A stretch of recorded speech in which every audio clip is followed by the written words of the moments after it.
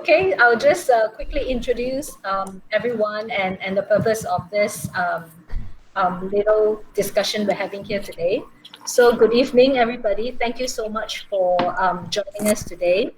I'm Jinchi, and I have my team here today with me, Vikram, Vinod, and Charles, we are a team in organizing a series of e-conferences from July to November this year for the design school at Taylor's. So we're gathering here today to get a wider understanding of what people, stakeholders, audience would like to know or listen to or expect for this conference. And from this recorded session today, we want to be able to gauge, to build content for the conference ahead. Okay, so we're very thankful for the 4 professionals who are with us today. We have Prof. Mike Keppell, Taylor's Pro Vice Chancellor, Teaching and Learning. Hi. And we have Prof. Sherry Blankenship, who used to be with TDS. She was our Associate Professor. She's also editor for Creative Beats, our online magazine. And then we have Ms. Nasreen Ma, Certified Brain Health Coach.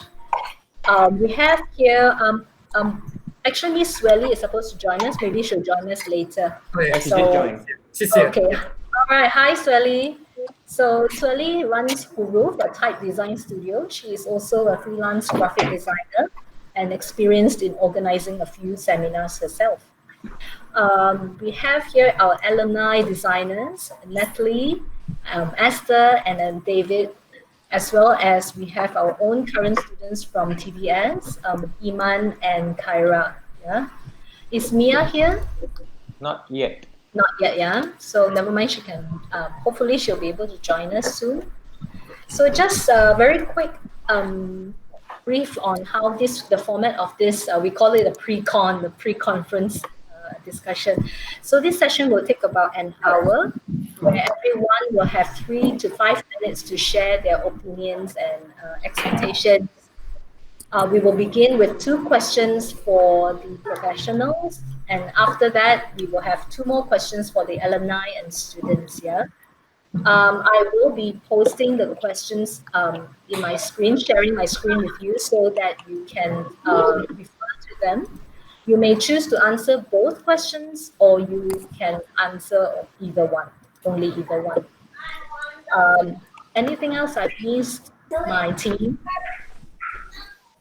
So I think it would be best for everyone to mute their feed so that the questions can be heard clearly. And when you do want to have, when you do have a question or you want to interject, you can just put your hands up, and Jinchi, being the moderator, will then call on you, and then you can provide your opinion or question or whatever it may be. Yeah. Yep. All right. So on the left are 2 questions, which we will start with first. We would like to call upon Prof. Mike to answer the first question or both questions. The first one is, how do you envision the future of learning and education? And how does how would a future conference look like? Do you want me to do that now? Yeah. Yes. So yeah, I think in some ways, yes, what we're looking at there, the future of learning and education, I think what we're looking at is much more diversified spaces for learning and teaching, and that's what we're really doing now and we're forced to do with COVID-19.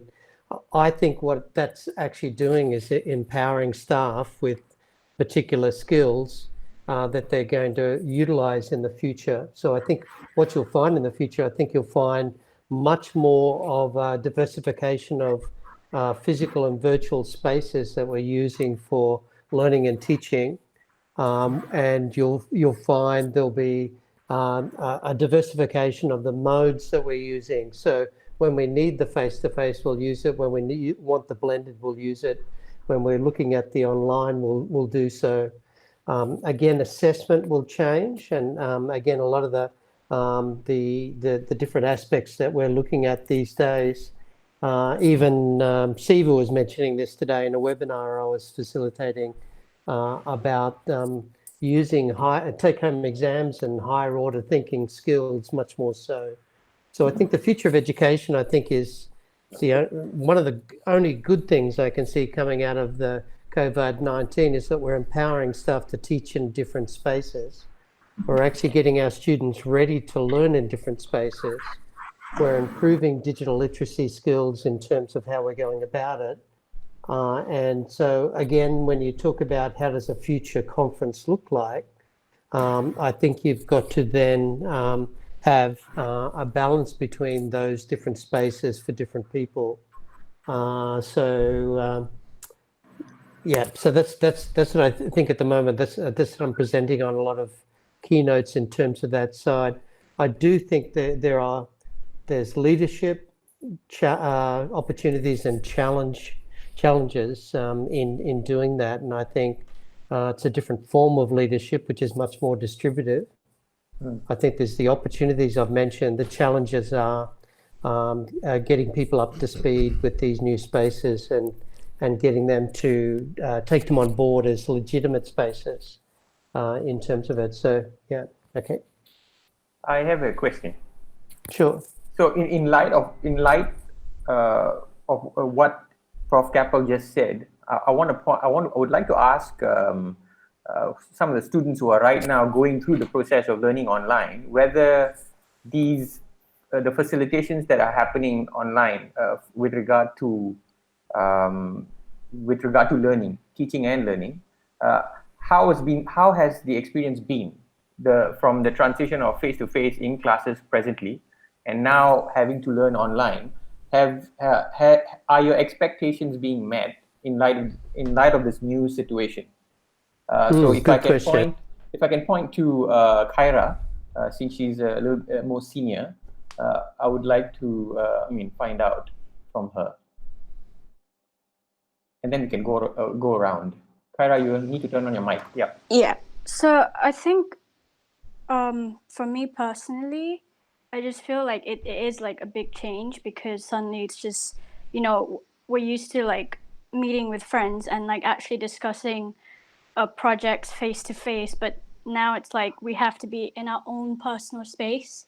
So it's like, okay, so I really have to be focused on the work, and then it's just I'm not sure how to say. It's like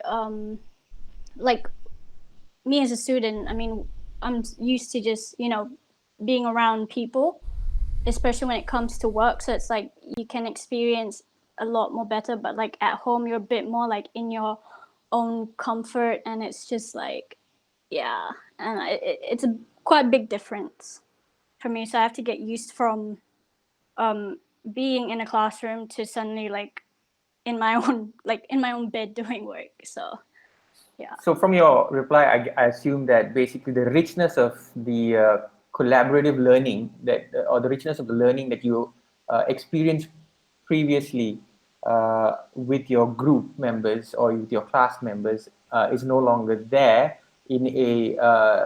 or no longer the same, right? So now I suppose everyone is on a learning curve, trying to figure out how this richness could be brought in a different way, in an online manner, right?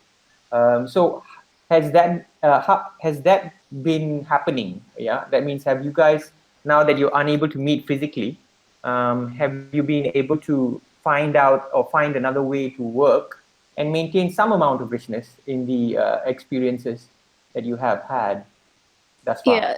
So like, if let's say between groups, then we will have to find like a day that we can meet online just to finish up work, or just discuss a bit more.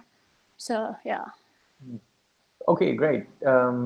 So can I then pass the same question to Imani, right? Iman. Yeah. Okay, so for me, in the beginning, since I'm taking interior, right? So we are like very hands-on. So we have like model making, and like for every week we have like pinups and all. And at first it was like really, I felt like it was like so absurd that it became like online. And then, but after that, like we slowly got to like getting used to it. And because like actually since like we're in our last year anyways, right? So we don't really have that much classes. Anyways, yeah. So I don't really even like last semester I don't really go to campus much since like the classes are like maybe 3 out of like only 3 days out of like the whole week, right? And then but the like sad part is like as Khaira said, like how we engage with our friends, right, to do the work. And I kind of like for interior, I'm not sure like for other courses, but like for our course, like in the class is where we learn a lot. So like during tutorials where we learn from our friends tutorials. So I think that even though we have tutorials online together, it's like that kind of thing like kind of lost a little bit. Yeah. Yeah. So I think it's interesting that everyone's. I think it's at present. Obviously, we are just going through it for the first time, and we've not yet completed the semester, and everybody's eventually trying to come to terms with the new situation. And so I think if this were to go on, that's just my opinion, but if this were to go on for a little longer, we would become better in how we plan out our interactions, and the richness would eventually increase. It's if I can share my experience as a lecturer, my class lectures are generally something that I've developed over a period of 10 years, 10 plus years, more than 10 years, right? Delivering a lecture in class and how to make it engaging. And then all of a sudden having to do that online where, everyone's hiding behind the cameras, you can't react through the expressions, and you can't gauge and read. So and now that we are recording the lectures, it's even worse because then I'm speaking to a blank slate, right?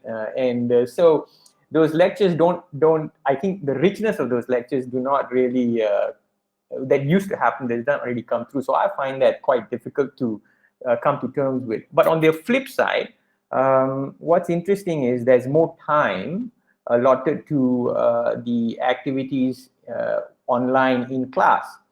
But then again, now with the new situation where we have to, when we are trying to give rich feedback to each individual student, and when you have like 40 plus students in a class, it takes an awful amount of time to get through that, right? So everyone's just waiting for their feedback, and then eventually, So, but anyways, yeah. But that's a really interesting note. Back to you, Jinchi.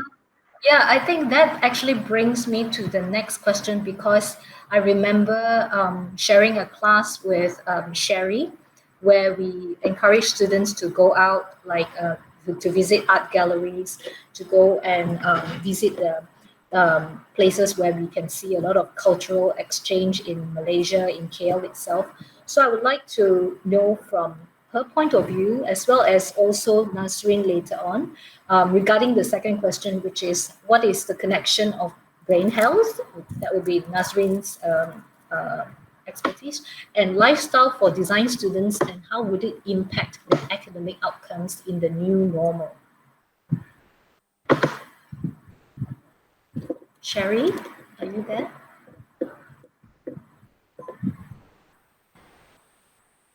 So, Sherry, you'll have to unmute your mic. I think she's yeah. Okay. Yes, we can hear you now. Okay. Yeah. I guess I haven't experienced the situation that you have. I haven't had a chance to teach online. I have two grandsons, one in high school, one in college, who are experiencing that, and they have so many problems with it. And I think partly relates to what we're saying here is there is not that interaction. It's really hard to just learn in your bedroom by yourself. So if we're going to do all this online stuff, we still have to have people-to-people interaction. The other thing that I'm hearing from various students in various levels of school is that when you do things online, the students are less likely to speak up.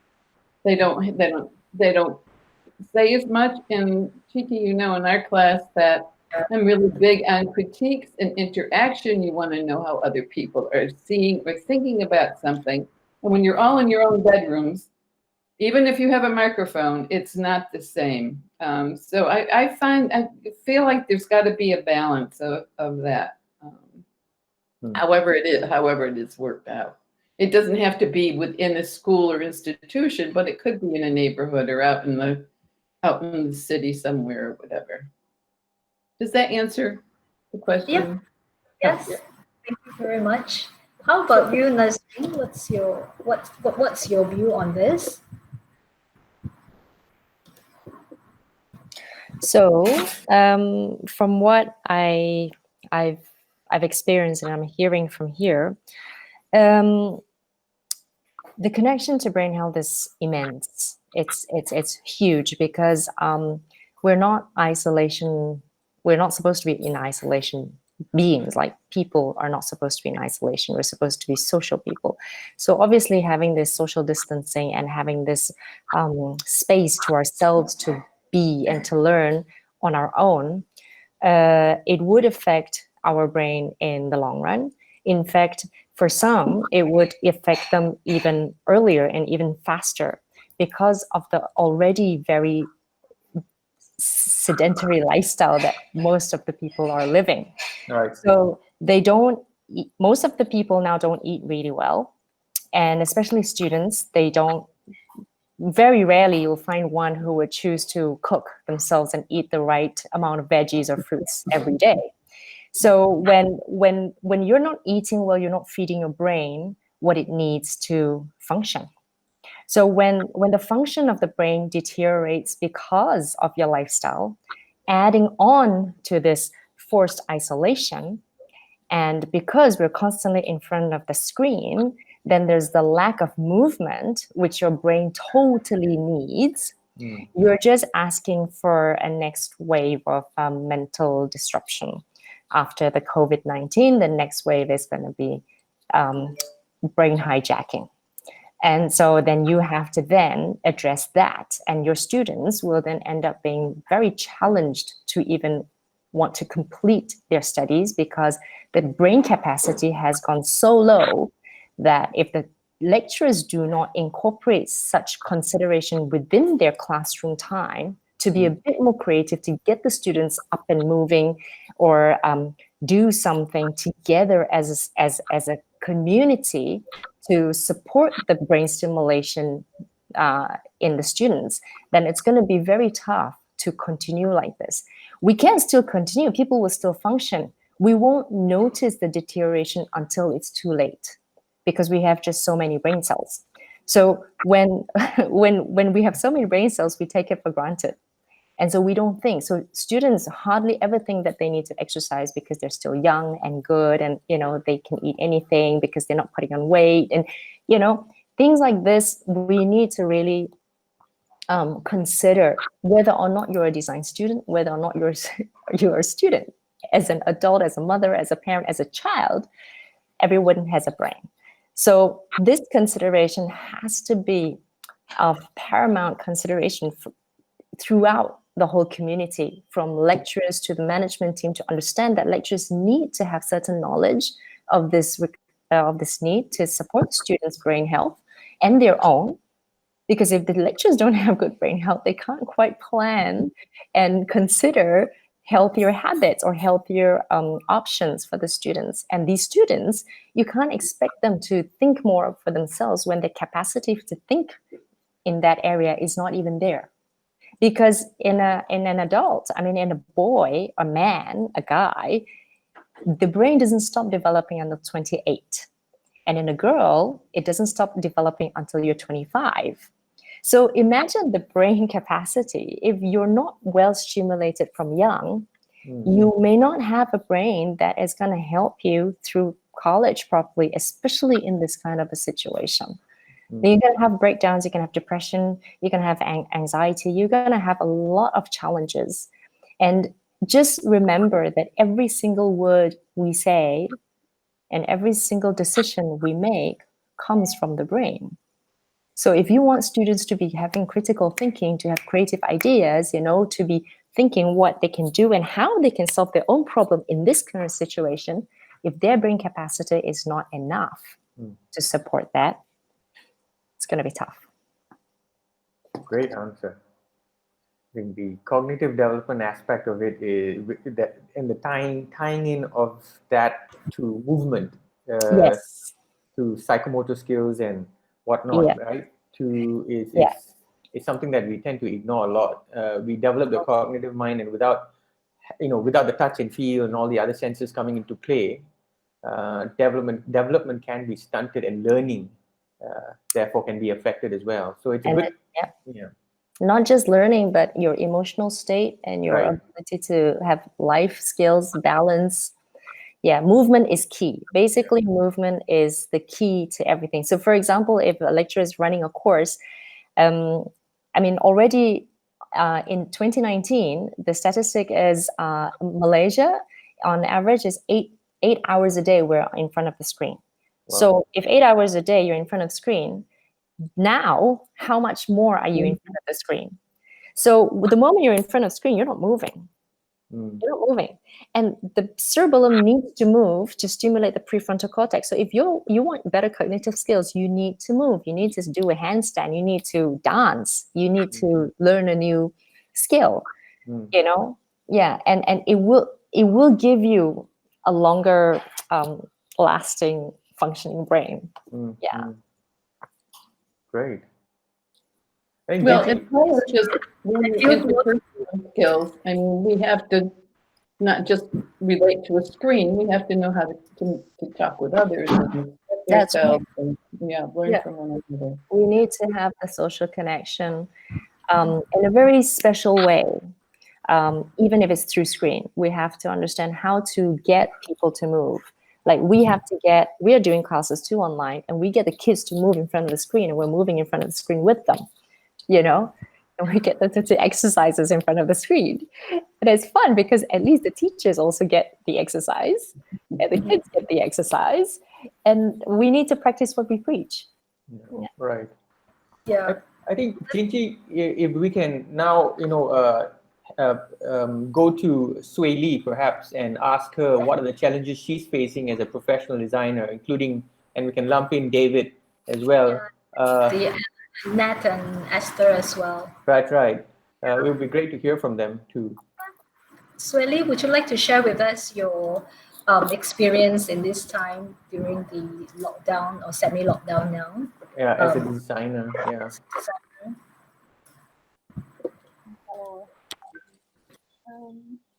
Actually, for me, the influence of how I collaborate with other people during lockdown doesn't affect me so much because I usually collaborate with people like from far away. And also, I don't really have a team that I need to go to the studio every day. Mostly my project is from overseas. Yeah, great. So I think designers tend to work in isolation a lot, and especially if you're a freelance designer. So I have a question for Sueh Li though.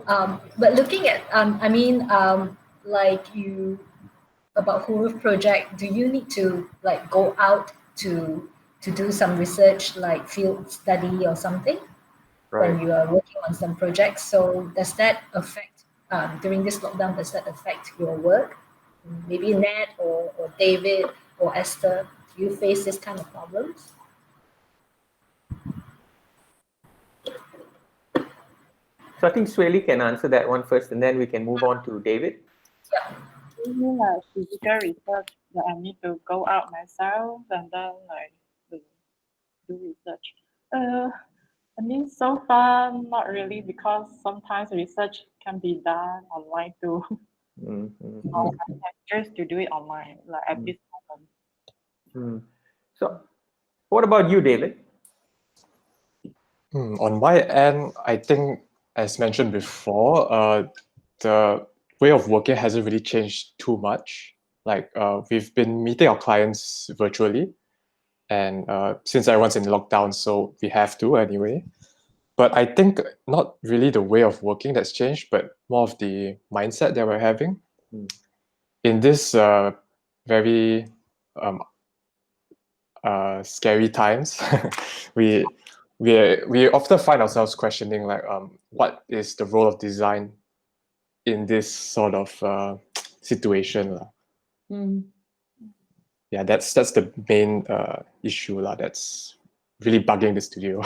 Right. So again, so for you and for Sueh Li, as I said earlier, I think designers tend to work in isolation, and as such, the shift isn't all that much, isn't it? Because you're liaising with client, it can be done virtually, right? But I think there is probably a short term. This is probably in the short term. It seems okay, but in the long term, without getting these external stimuli, right? Without going out and experiencing things. It's probably going to affect the creative output over in the long term, right? I think that would be one of the issues. I'm actually quite interested to know what Nat. I mean, because I know she does a lot of physical stuff or tactile work. How are you experiencing the work presently with your own situation? Hi. Hi. Is my mic on?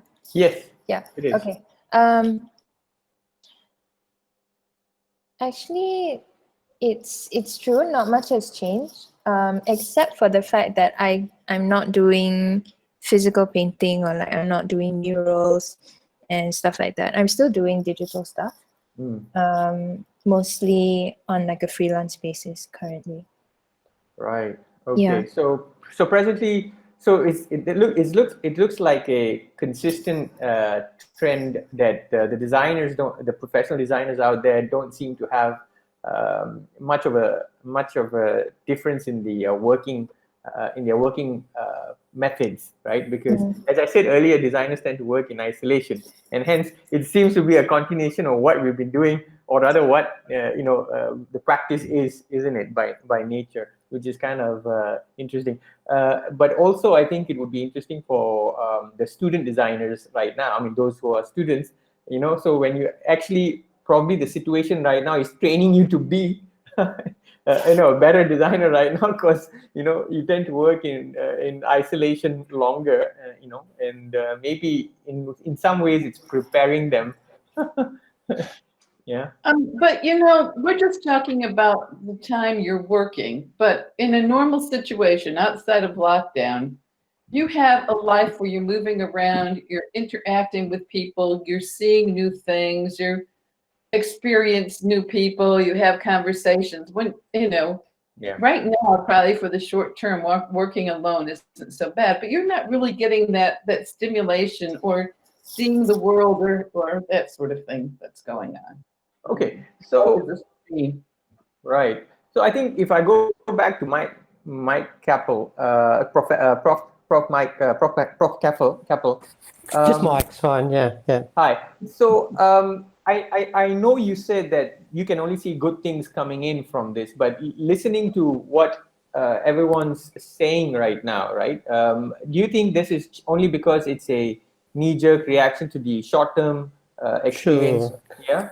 No, I didn't mean that only good things are coming out from this. You asked me what the future would hold, so I'm looking education in general. Yeah. It's very challenging at the moment, there's no doubt, in terms of working in these different spaces. For me personally, I move seamlessly between the face-to-face and the online, and I've done that for decades in terms of my work. I still keep all my social interactions going.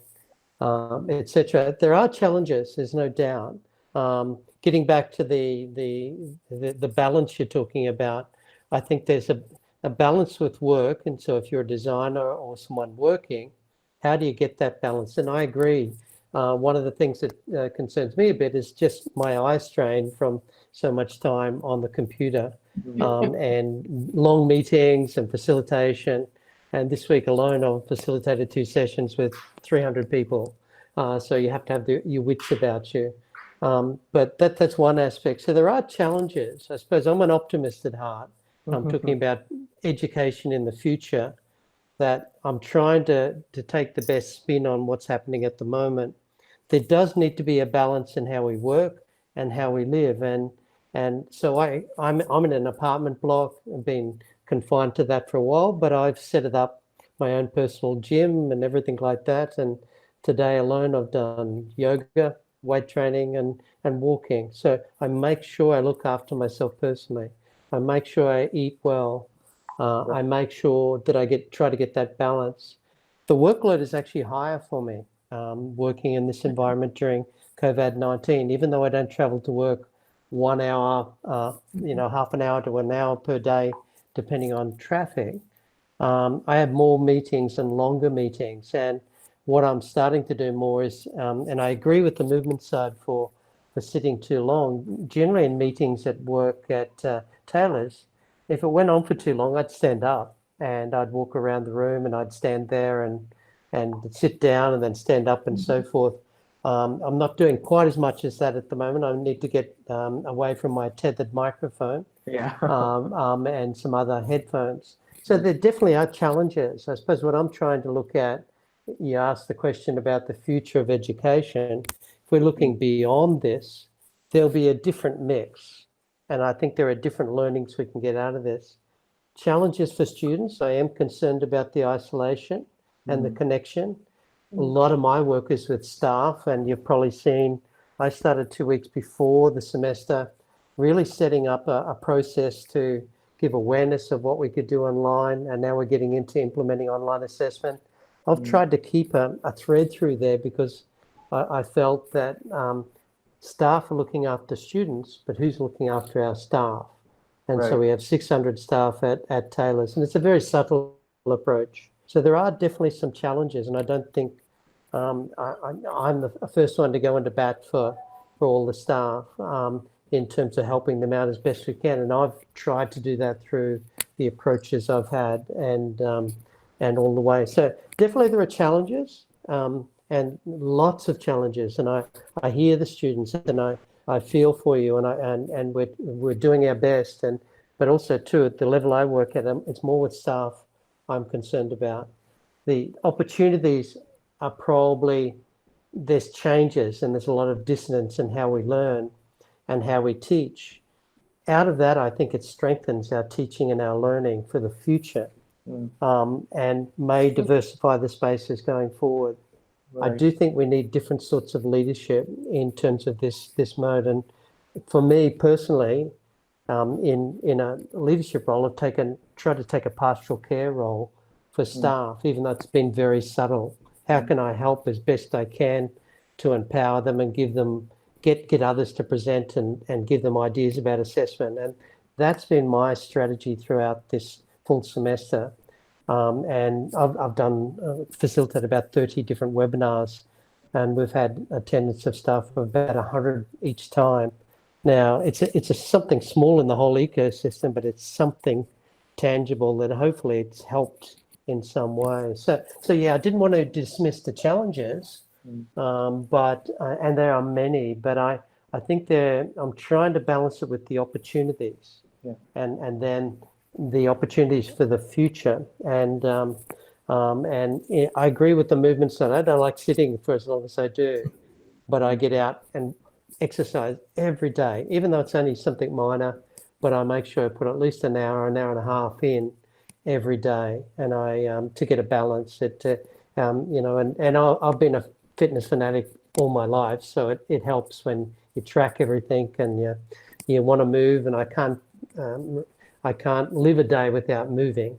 So you build that into your lifestyle. So anyway, I'm rambling a bit there, but I think there needs to be a balance between the challenges, the opportunities, and what do we see in the future? And I think out of this, there's got to be some good. That's the optimist in me. And I think we've got personal balance that we need to have in our work and our life balance as well. Yeah. So anyway, a few comments there. Yeah. No, but I think it's very interesting that Prof. Mike mentioned about distance. I think that is something that we don't often think about. So I'm going to throw this question to Esther, because Esther travels a lot for work, a lot. So I'd like to know, how has this changed things for you? Esther, your mic Your is. mic is.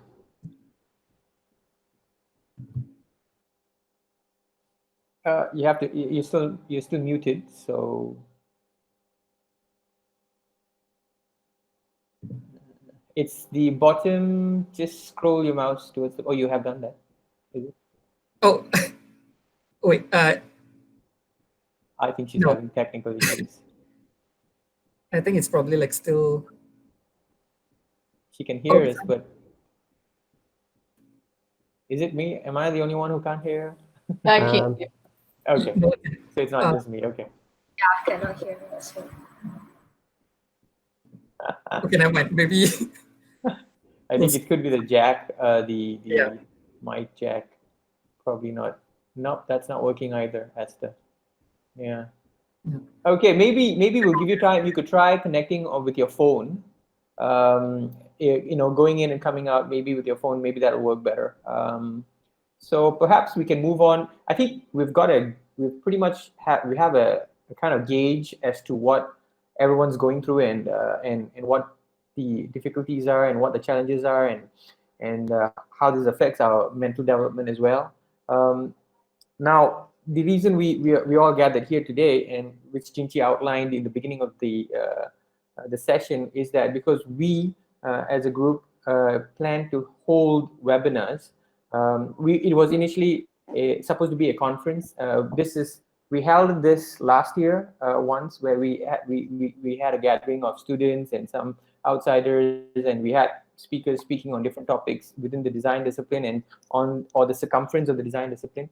So we're still having we decided to continue with this, but now obviously it has to happen online because gatherings are not going to happen anymore.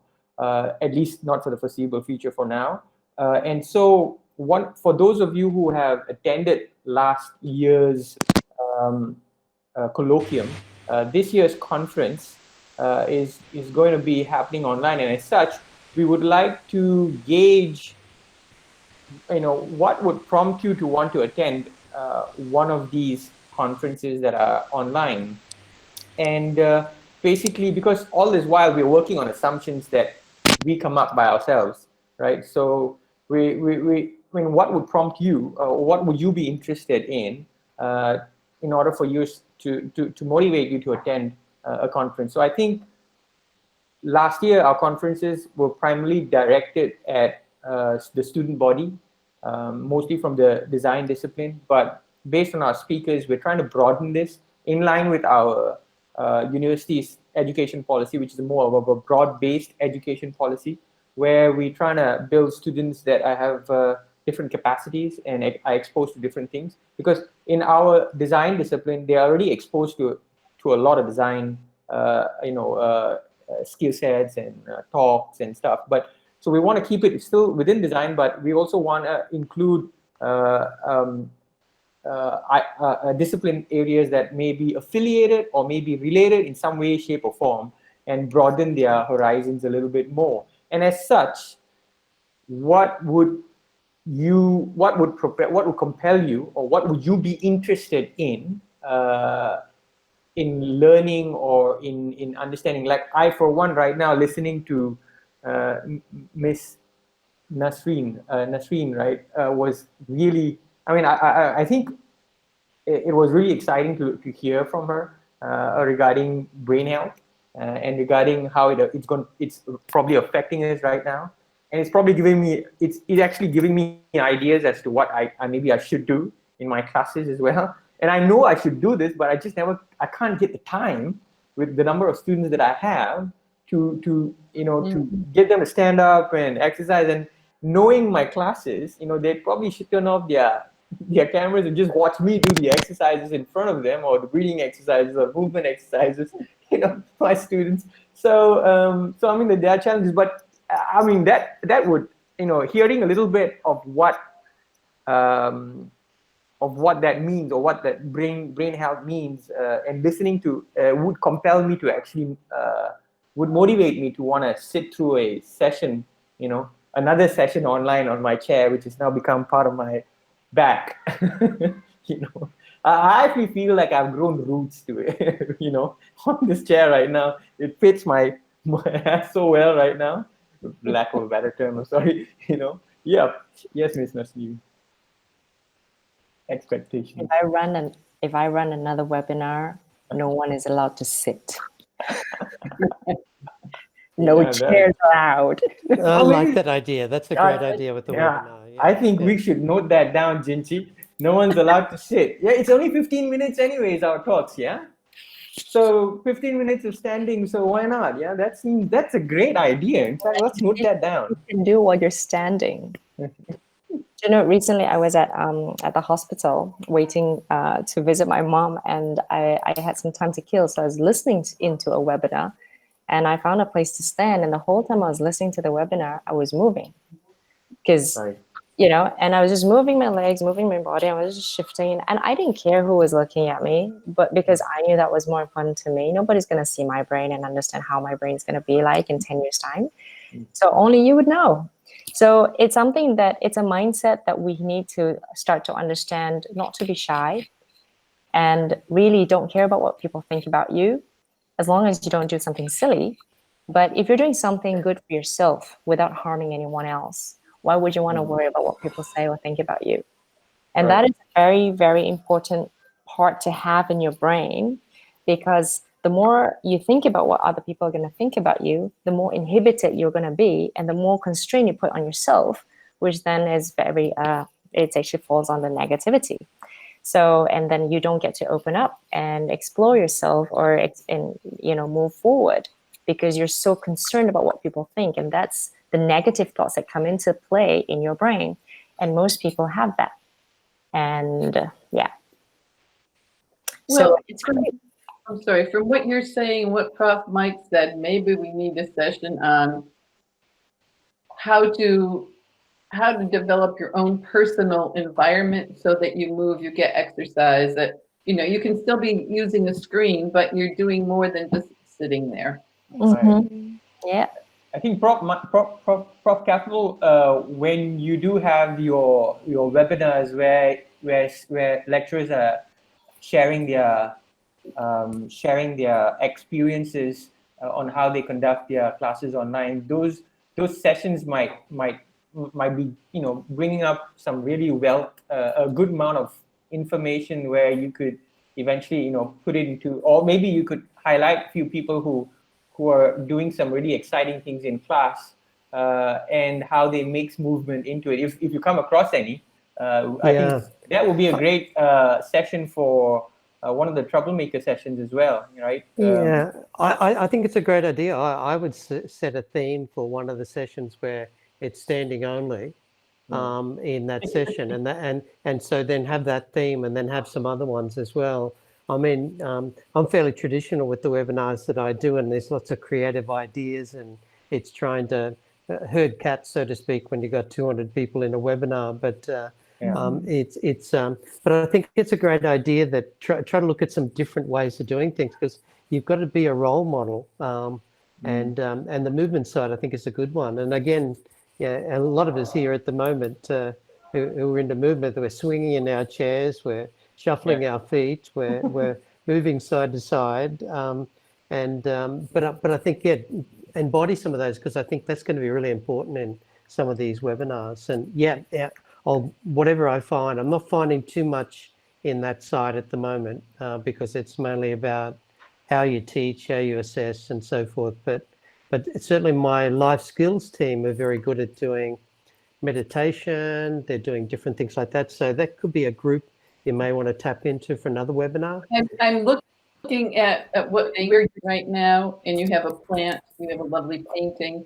You're creating an interesting environment. You're not sitting on your bed. You're not, I think that students don't do enough of that. I mean, bring some things in from the outside that are Yeah, that's right. I did that on purpose, and don't use a virtual background.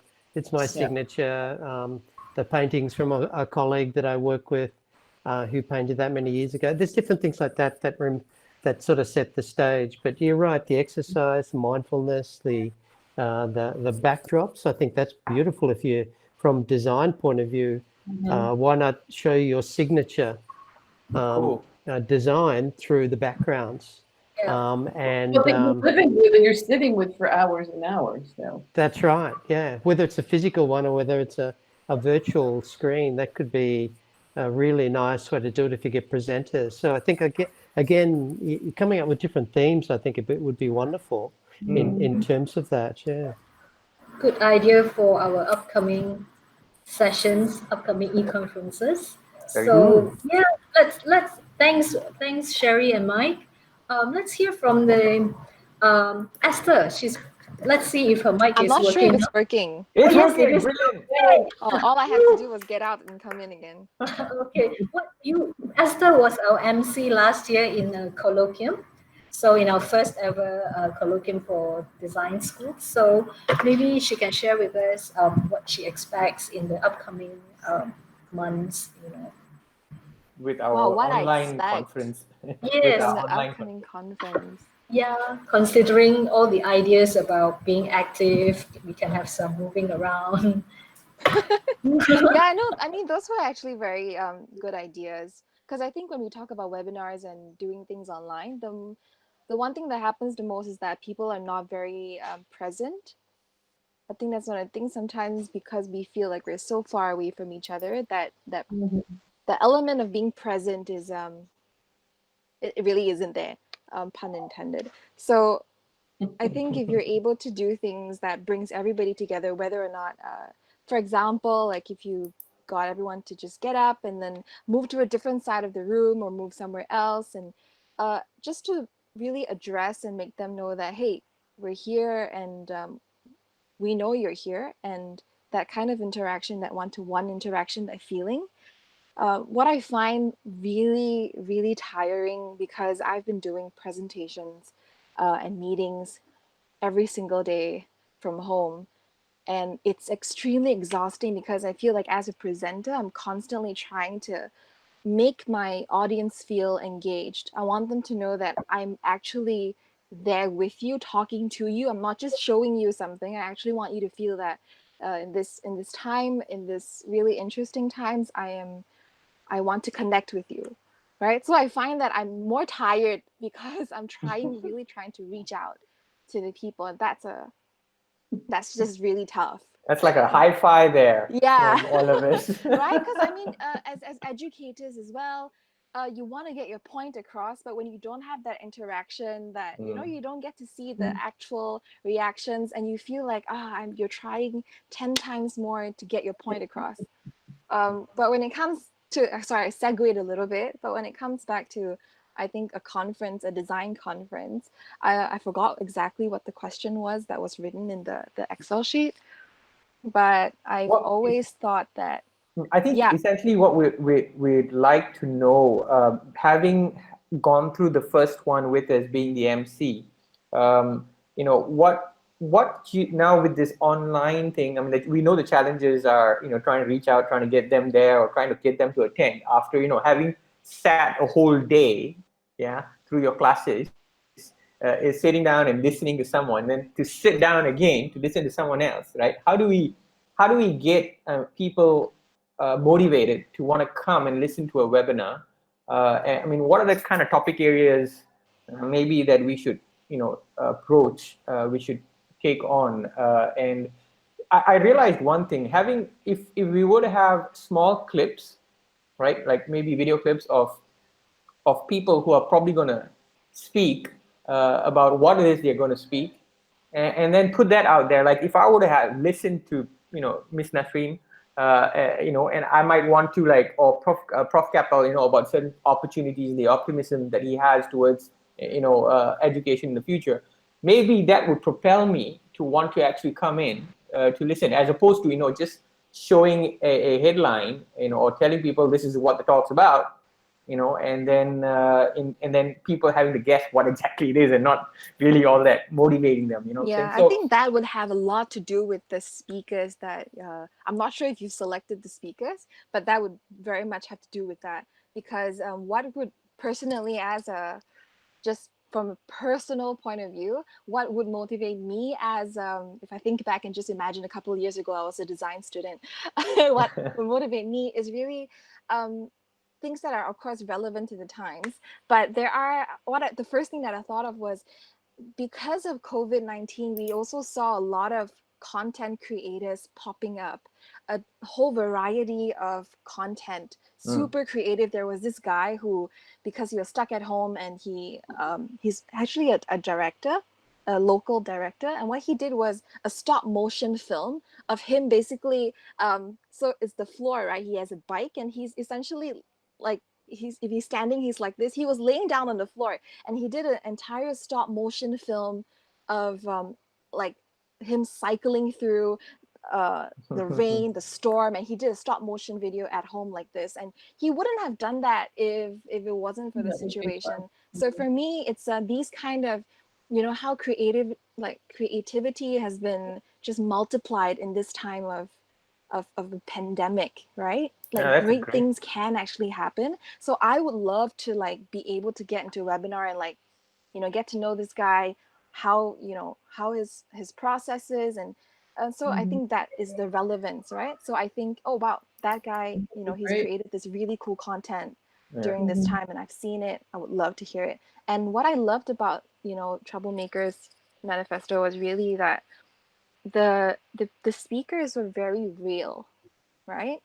It was the most odd range of people you could get. You have a politician, and then you have this person whose work is in everybody's phones.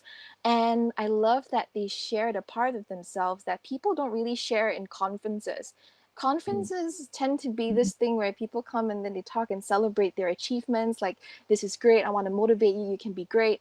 But they don't really talk about the struggles, because it's these struggles that we normal people can relate to. And it makes us feel like, hey, so before this guy was, the amazing person he is, he was like me.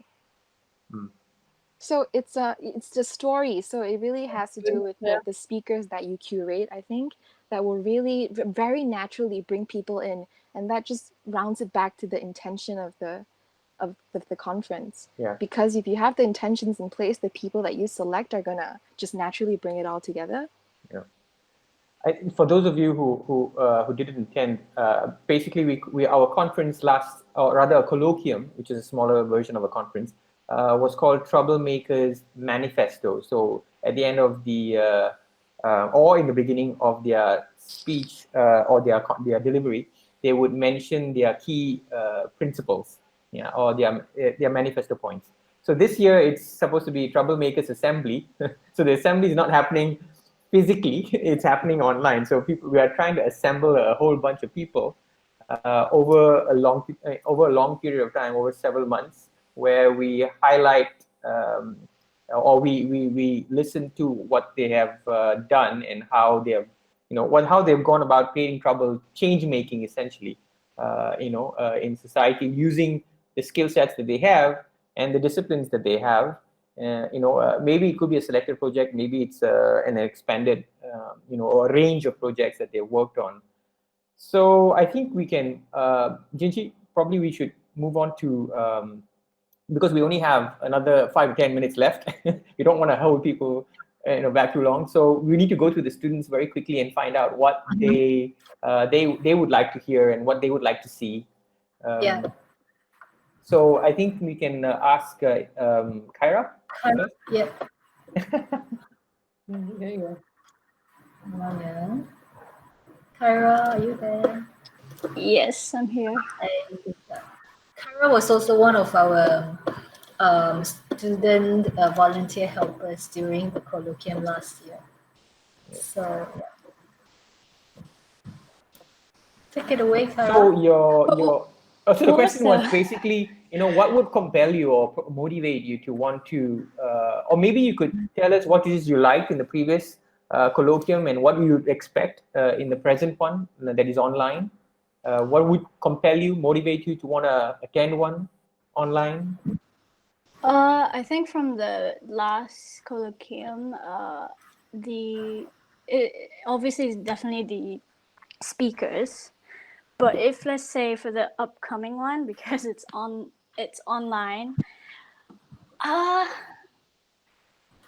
It's hard to say for myself personally because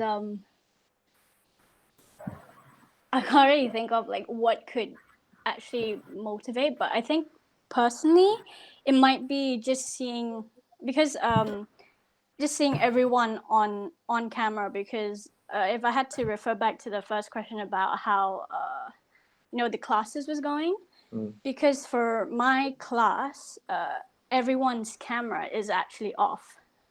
So, and because there's only like a few people, a few students in the class, all of us just kind of, turned off the camera. So we couldn't even see like each other. It's just the lecturers. So I think for the next troublemaker, I feel like, everyone has to just put their camera on, get everyone, interactive, like let them talk to each other. It's because, with this whole pandemic, like you're just alone. So you want to be able to just see what everyone's doing, whether like the background or anything like that. It's just, I think it's able to see another person through the screen. Cool. Yeah. How about Sueh Li? Yeah, what would compel you, or what would motivate you, or what would your expectations be if you were to, what would compel you essentially to want to listen to or attend a webinar, another web conference? Maybe I think the content is quite important, and yeah, I'm more looking for something inspiring that is relevant to what is happening right now. For example, the COVID-19. Yeah. So to sum it up, it would be something that would be relatable to you, for you. Sorry. Maybe something that will present the role of designer, tech design. Right. Okay. So it doesn't really have to be within the realm of design, right? As Vinod mentioned earlier, because it as long as we are able to someone who is able to share their stories, like Esther had suggested as well, something that we can relate to, and in this time of a struggle, a crisis that everybody is facing at the same time, how do we get out of our own personal issues creatively? Right. I'm not a student, but I'm thinking of the colloquia last year and how much everyone loved Sam, who only entertained at the end. That if we could take somebody like Esther, said that this person did this really interesting video. If you could have more creative things that are maybe active and entertaining or whatever would be, I mean, whether they break it up or could be kind of interesting and motivating to watch. Mm-hmm. What about you, David? I think that during this pandemic, it's really caused us all to rethink the role of design, as it doesn't really fall under essential services or anything. It's like we can't use design to save a person's life, like literally. So it'll be interesting to see something that would kind of give us meaning to our work, as we are all very down in this time. And another thing is also that we are all very poor in this time. Clients are not paying. And so I think diversifying income is also quite an interesting thing as a professional that could be looked into. Yeah. And Nice. just also, sorry, No, go ahead. popped a thought in my head. People don't really talk about the money in this industry. Yeah. I feel like that's the last thing people talk about. And I feel like it's something that needs to be talked about. Because I feel like the very reason, the very fact that people don't talk about this is also the reason why a lot of designers are underpaid. Yes. Cool. I think that was really interesting. But I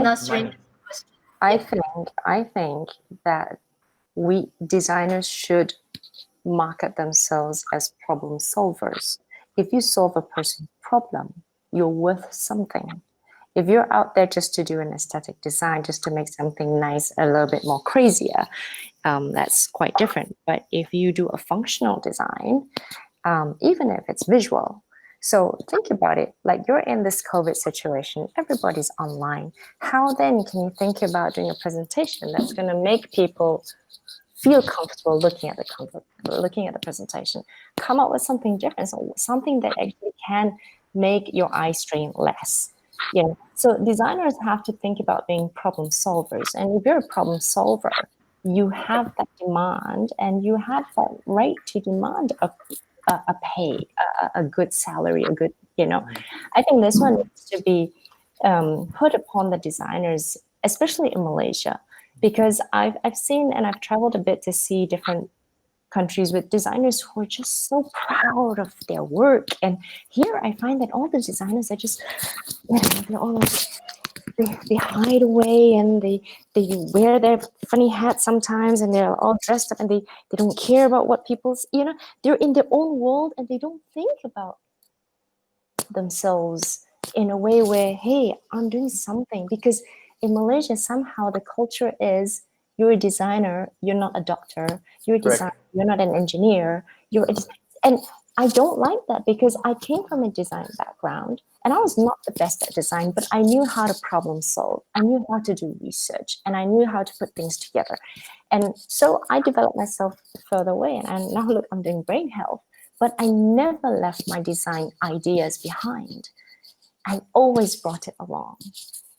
And I think designers need, especially the younger generation, where they're not able to think for themselves, I have to say, in many ways, because I think they're just very comfortable following the trend, and that is a very clear sign of brain capacity. And I always look at it from the brain capacity point of view, because it just makes so much sense why people behave the way they behave. Is because they had a certain history. It's because they had a certain environment that formed them to be the way they are. And here is like, oh, I'm a designer, so I'm the laid back, chilled, money come, money go. That is what I feel, and I just feel that our designers, our young designers, have to really stand up and start thinking very differently about themselves, porting themselves differently, speaking differently, dressing differently, or, having a complete shift in certain sense of creativity, putting their creativity to productive, good money generation skills, because I think it is totally doable. It is possible, but it is a very local cultural thing that designers are not really looked up to. It's just like how the teachers are looked at, especially a kindergarten teacher. Oh, you're just a kindergarten teacher. Oh my God, that kills me. So I think it's a sense of self-appreciation and knowing yourself to then, so I feel so much for David, who said that I was so poor in this situation. I'm like, oh my God, we need to really stand up for that. Right. I think we've pretty much reached we've passed the end of the 1 hour period. So to wrap up, I think we have a few more people we need to go through. I think Andrea, we've already done. Okay, sorry. I think Jinchi, did I miss out anybody? I'm not sure. No, I think everybody had shared their thoughts.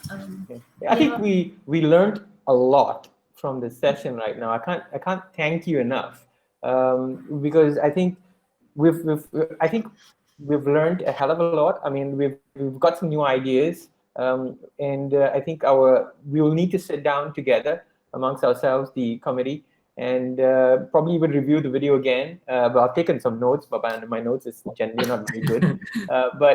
But I think we've got some really good ideas, and we'll be up and running in the next month, because I think our first speaker is slated for the next month, right? Jinchi, is it July?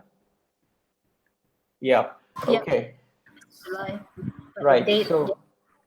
So hopefully, I suppose there'll be teething issues initially, as usual, these kind of things. But we will definitely do the some of the movement things and also the video turning on thing. Charles, you disappeared in between, so cut marks for you, yeah. I'm gonna Points, no points for you there. Okay, but this is great. I think we can, Jinchi, you can take it away now. Okay, all right. So we have actually gained a lot of information, and it's really good listening to everybody's experience, and what you have shared with us is really valuable, because actually some of the things that we didn't even expect would be shared with us. So we have a rich pool of information where we can use to hopefully have a lot of interesting contents for the e-conferences that are coming up. Yeah, we thank you very much for this time that you are willing to spend with us. Do keep in touch with us. If you have any ideas, write to us. You can drop in a line or suggest anything else that you might have missed out, or you will think about later. Might come to you later. All right. Anything to share, Vikram and Charles, before we wrap this up? No, I just think it was an amazing session from all of you. Every single one of you gave amazing ideas. It's amazing. Charles? Nope, can't hear you, Charles.